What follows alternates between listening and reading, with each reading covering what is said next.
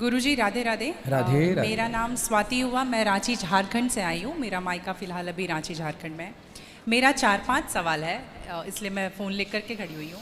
मेरा पहला सवाल ये है गुरुजी की मम्मी जैसे जितिया करती है, हम लोग 3 भाई बहन हैं, 2 बहनें हैं 1 भाई, और मेरे घर में एक छोटा सा कुत्ता भी है। तो वो गुरुजी भाई बहन के समान ही है, समझ लीजिए। मतलब मम्मी हम लोगों के कंपैरिजन में उसको ज़्यादा प्यार करती है। मोस्ट ऑफ द टाइम उसके पीछे ही मम्मी का जाता है। तो जब मम्मी जितिया करती है तो कहते हैं सबको पहनाती हो वो बद्दी जितिया वाला, तो क्या हम उसको भी पहना सकते हैं? क्या पहनाती हैं? वो जितिया जो पहनते हैं ना, अभी जितिया वाला जो पर्व था कुछ दिन पहले। हाँ हाँ, या देखो नहीं पहनाना चाहिए?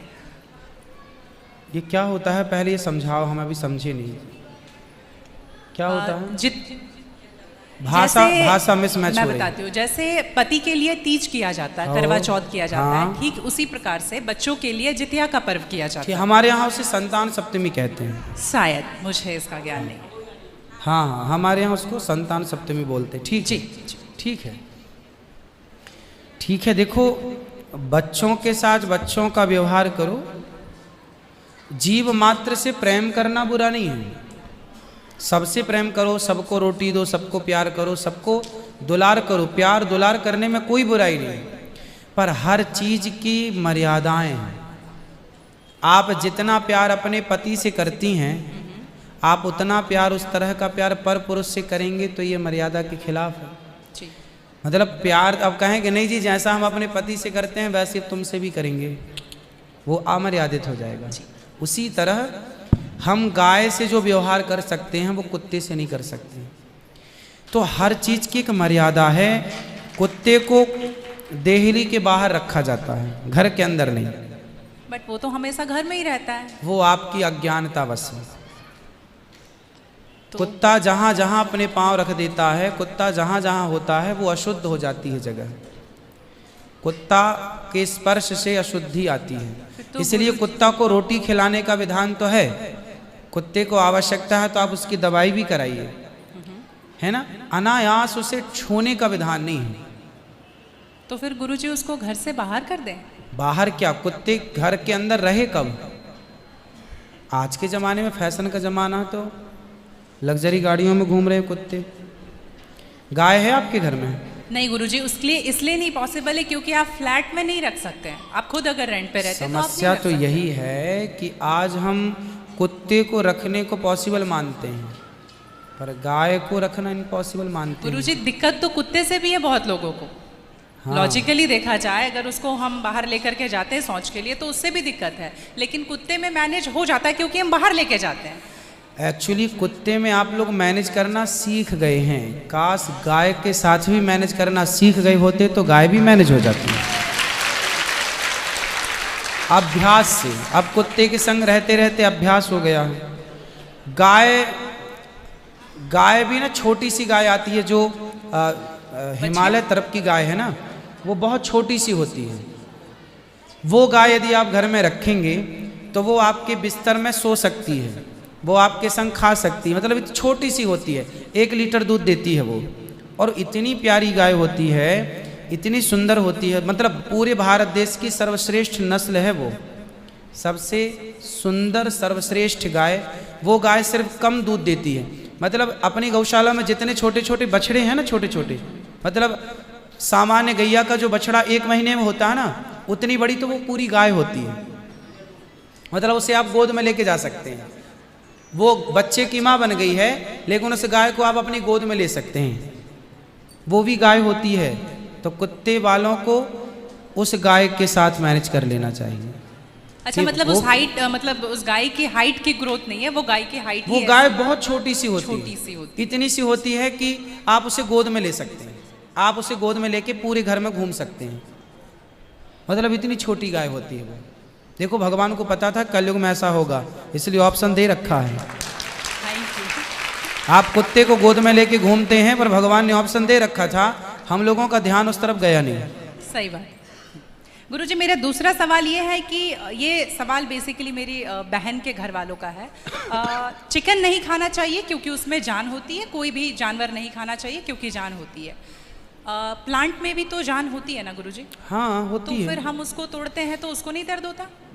ऐसा उनके घर वालों का सवाल है, मेरे माध्यम से। नहीं नहीं, आप ठीक कह रहे हैं। देखो,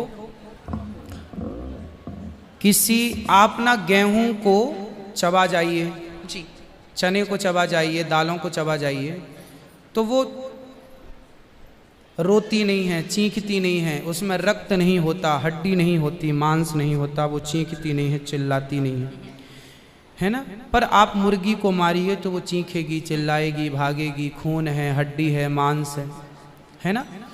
एक्चुअली सिद्धांत है ना, देखो इतने सारे मर्द हैं, लेकिन इतने सारे मर्दों में एक मर्द ऐसा है जो आपका हाथ पकड़ के रह सकता है, आपका हाथ पकड़ के घूम सकता है, कोई कुछ नहीं बोल सकता, क्योंकि वो आपका पति है ना। समाज ने आपको इजाजत दे दी, आपकी मांग भर गई, मंगलसूत्र आ गया, अब समाज ने स्वीकार कर लिया कि ये मर्द, ये पुरुष अब आपका पति है। अब आपको दूसरे पुरुषों के साथ देखा गया तो आप अच्छे नहीं माने जाएंगे। तो जैसे समाज ने एक पुरुष के संग, एक स्त्री के संग इजाजत दे दी, शास्त्र ने इजाजत दे दी कि आप इसके साथ रह सकते, ये लीगल है, उसी तरह आपको गेहूं, चावल, अंकुरित अनाज चीजें, दाल, चावल, सब्जी, रोटी खाना लीगल, वेद ने आज्ञा दे दी, ये खा सकते हैं। मांस के लिए आज्ञा नहीं दी। पतिव्रता नारी पराये मर्द के संग, पराये पुरुष के संग घूमेगी तो समाज उसे ठीक नहीं कहेगी। उसी तरह हमें शास्त्र आज्ञा करते हैं कि हमारे ठाकुर जी, हमारे राम फल खाते हैं, हमारे राम फल खाते हैं, दाल, चावल, साग, सब्जी, बादाम, काजू ये खाते हैं, तो हमारे राम, हमारे कृष्ण खाए, मतलब वेद ने आज्ञा दे दी कि आप ये खा सकते हैं, ये खाने का पदार्थ है। मांस शेर के लिए है, बिल्ली के लिए है, कुत्ता के लिए है। क्या आप कुत्ता हैं? क्या आप बिल्ली हैं? क्या आप शेर हैं? क्या आप चीता हैं? नहीं। फिर जब हम मनुष्य हैं तो मनुष्यवत व्यवहार करें जी। हम वो ना खाएं जो हमारे लिए नहीं है।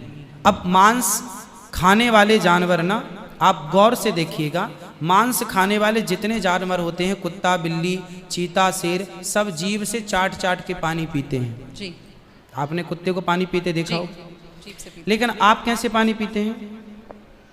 होंठों से पीते हैं, मुंह से पीते हैं।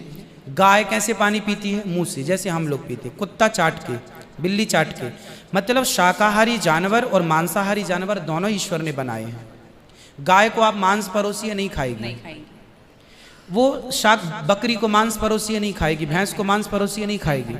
जब जानवर जानवर होके अपने धर्म में अड़े हैं तो हम इंसान क्यों अपना धर्म छोड़ रहे हैं? अब जो मांसाहारी जानवर होते हैं उनको आप ध्यान से देखना, उनके पाँव में नाखून होते हैं, जबकि शाकाहारी जानवर के खुर पाए जाते हैं। जैसे गाय का खुर होता है, बकरी का खुर होता है, भैंस का खुर होता है, जबकि चीता का, शेर का, कुत्ते का, बिल्ली का। अब आप देखिए कि आपके ईश्वर ने पैर बनाए हैं ना तरीके से, आप मुंह से पानी पी, मतलब आपके लक्षण शाकाहार से मैच कर रहे हैं, है ना। बिल्ली के, कुत्ते के यहाँ कैनाइन दांत बड़े बड़े होते हैं मांस फाड़ने के लिए, आपके नहीं है। मतलब आप ईश्वर की तरफ से शाकाहार। और अब मैं नहीं कहता, आप मेडिकल साइंस का अध्ययन करके देखिएगा, साइंटिस्ट लोग अब सिद्ध, अभी मैं इंग्लैंड गया था, वहाँ मुझे बताया कि जो अंग्रेज लोग इनके बाप दादी जो मांस खाते चले आए हैं, अब कुछ अंग्रेज लोग इतने जागरूक हो गए हैं कि अब वो मांस नहीं खाते। वो कहते हैं कि अब इसको खाने से बीमारियां बढ़ रही हैं, लोग परेशान हो रहे हैं। पहले के लोग जंगल में कंदमूल फल खाते थे, ये अब खाने लग गए हैं, सुअर खा रहे हैं, कुत्ता खा रहे हैं। अब बहुत सारे लोग शाकाहार की तरह जो जागरूक हैं बढ़ रहे हैं। तो आप और हम तो पहले से जागरूक हैं, तो हम क्यों अपने आप को मांसाहार की तरफ ले जाएं? क्यों किसी की हड्डी चबाएं? बताइए, हमारे यहाँ मुर्दे को छूने से लोग नहाते हैं, कितनी दुर्गंध है। अब देखो, आप गेहूं, आप पालक काटो, गोभी काटो, है ना, मूली काटो, गाजर काटो, दाल पकाओ, कोई दुर्गंध आती है आपकी रसोई में? नहीं। लेकिन आप मुर्गी पकाओ, मुर्गी काटो, बिल्कुल वो बदबू से भर जाएगा। मतलब आपकी नाक भी आपको गवाह देने लग जाएगी, भाई बस कर, है ना। तो शरीर एक्सेप्ट नहीं करता, आप जबरदस्ती खिला रहे। गुरुजी, मेरा तीसरा प्रश्न ये है कि जैसे हम लोग एकादशी करते हैं और किसी दिन अगर हम बाहर रहते हैं और उस दिन एकादशी है, फॉर एग्जांपल हम आउट ऑफ स्टेशन है और उस दिन ख्याल नहीं कि एकादशी है, तो अगर हम बाहर चावल खा लेते हैं या लहसुन प्याज खा लेते हैं तो क्या वो